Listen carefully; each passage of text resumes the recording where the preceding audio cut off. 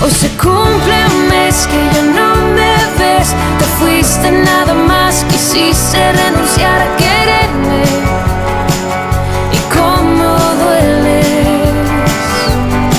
Mientras pienso en ti y en lo que perdí, quisiera evitar haberme permitido amarte para perderte.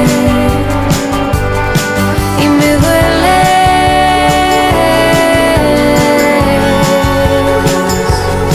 Cómo dueles. Los golpes en la piel